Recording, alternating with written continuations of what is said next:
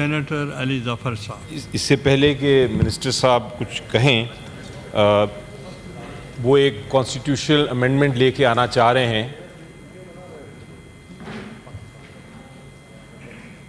जिस पे सेनेट को दोबारा से वोट करना पड़ेगा and they will need 2/3 majority, 64 votes उनको चाहिए होंगे।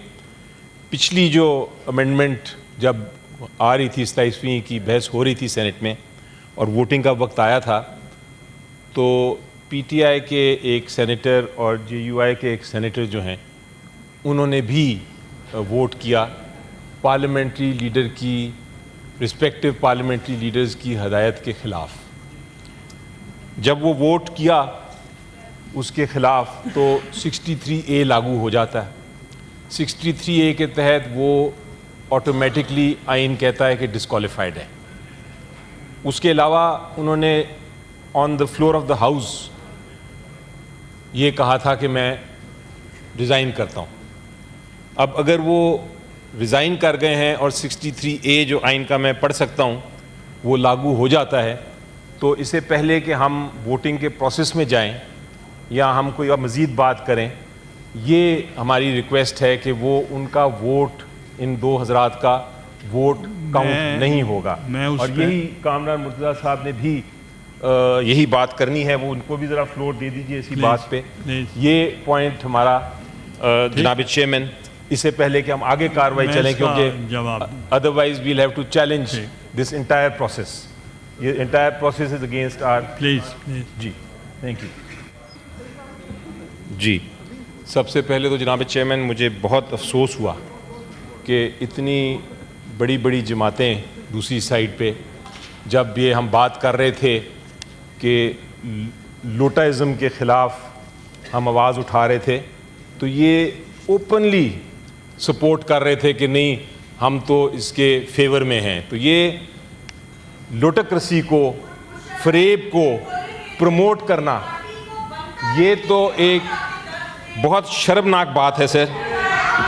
ये मैं ऑन द रिकॉर्ड कहना चाहता हूँ कि यहाँ हर एक ने क्लैपिंग की।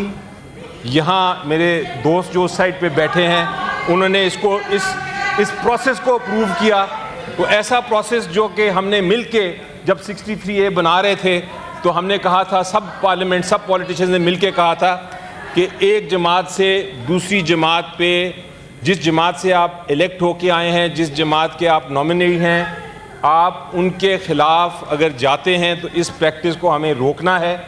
उस प्रैक्टिस को आज सब ने ताली बजा के और थंपिंग करके डेस्क को उसको बता दिया कि ये उस साइड पे खड़े हैं जो कि करप्शन की साइड है, जो कि फरेब की साइड है, जो कि झूठ की साइड है। मुझे बड़ा अफसोस हुआ आज, मुझे आज बड़ा अफसोस हुआ।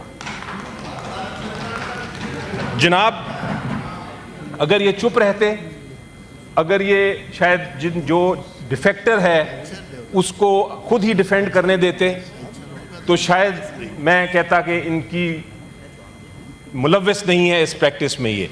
लेकिन आज थंपिंग करके, बदकिस्मती से जिसने थंपिंग की है वो इस प्रैक्टिस में मुलव्वस है। कल को ये ना कहिएगा, कल को ये ना कहिएगा कि लोटाइज़म के ख़िलाफ़ हैं हम, कल को ये ना कहिएगा कि हम डिफेक्शन के ख़िलाफ़ हैं।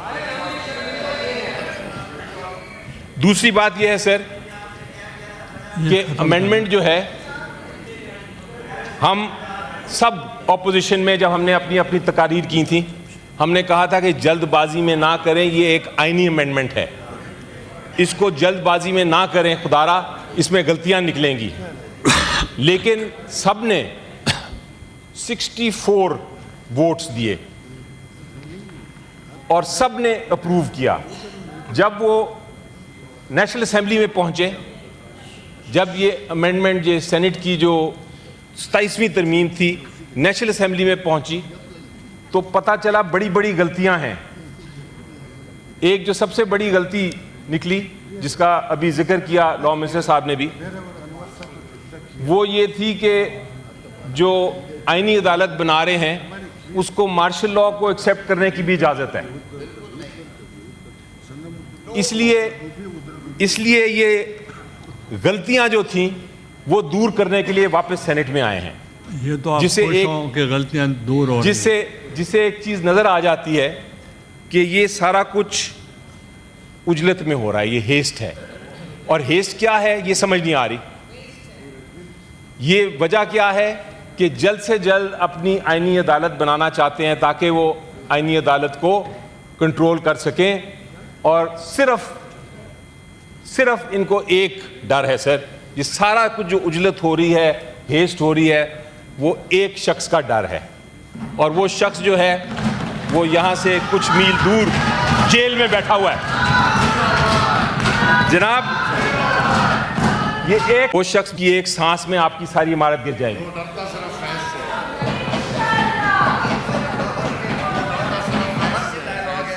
जनाब, ये हम आपको बता रहे हैं, ये आपको बार बार बता रहे हैं, सेनेट में भी बता रहे हैं। ये डायलॉग्स नहीं है, ये असलियत है।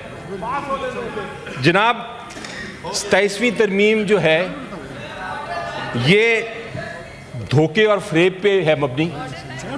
और आप एक चीज़ याद रखें सर, जब एक आईनी तरमीम वोट की चोरी से होगी, जब वोट को चोरी करके आईनी तरमीम आप लेके आएंगे, तो ये आप शायद गिनती तो करा लें, लेकिन आप सच को नहीं छुपा सकेंगे। सच यही है कि अवाम इस आईनी तरमीम के साथ नहीं है। अगर आप अवाम की आप बात सुनेंगे तो आपको नज़र आ जाएगा कि वोट आपने चोरी से ले लिए 2, लेकिन ये सच को आप नहीं छुपा सकेंगे। आखिर में मैं सर एक बात करना चाहूँगा, जो जस्टिस हमारे जज साहिबान जिनको ये अब ख़त्म करने जा रहे हैं, एक बड़े फेमस जज थे हमारे, जस्टिस हमूदुर रहमान साहब। उन्होंने ये कहा था, and I will read it, it is something जो आप सुन लें कि क्या कहा था। It is a saying which is very true. उन्होंने कहा था, fair the very edifice of any amendment built on fraud and deception,